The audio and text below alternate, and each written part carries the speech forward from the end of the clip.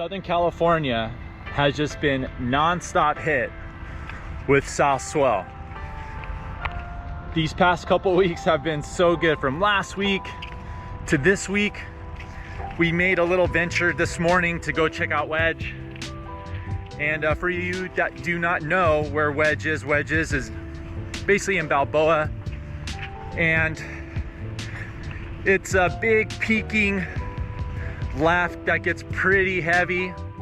Unfortunately, it wasn't really doing its thing. There were some waves, but I just felt like the risk for the reward wasn't really worth going out there for that.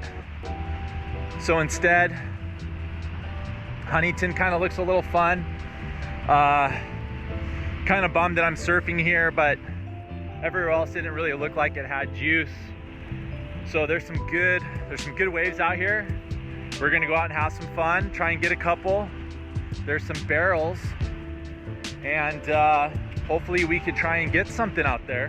Hope you guys are enjoying your week. You guys are scoring waves somewhere. And let's go out there, let's get it. All right, so we're out here. It's probably about maybe 4, maybe 6 foot on some of the sets. As you can see, the crowd is a little heavy. So let's get some waves.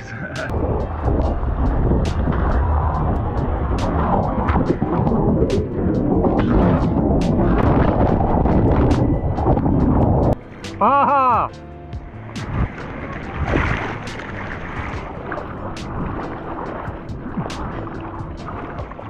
Fuck! Go, Chris, go! Oh, here we go. Come on, baby.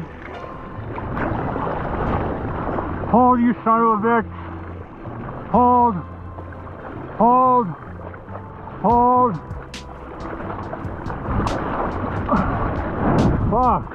Hold, hold, hold, hold, hold, hold, hold, hold, hold.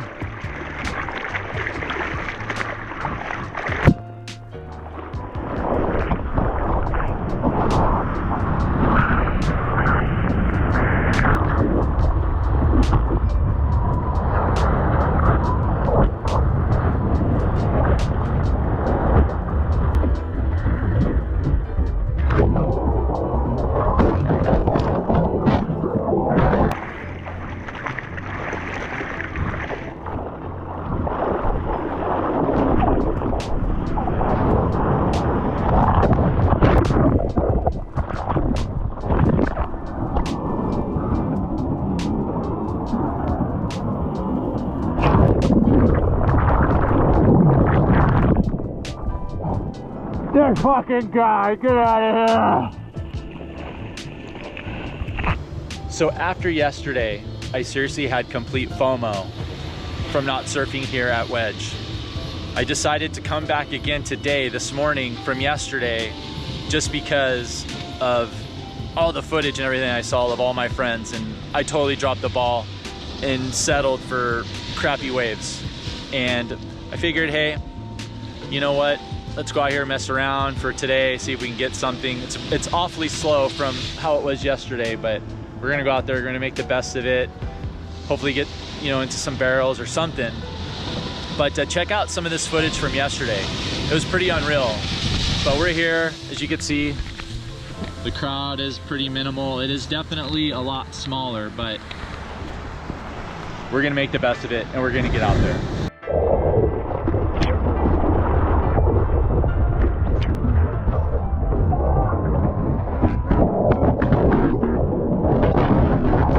Fucking hung up on that one.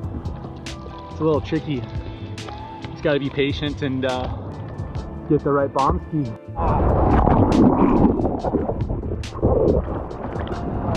What's that? No, it wasn't that. Like, she was coming in the way. There's no big deal. Going.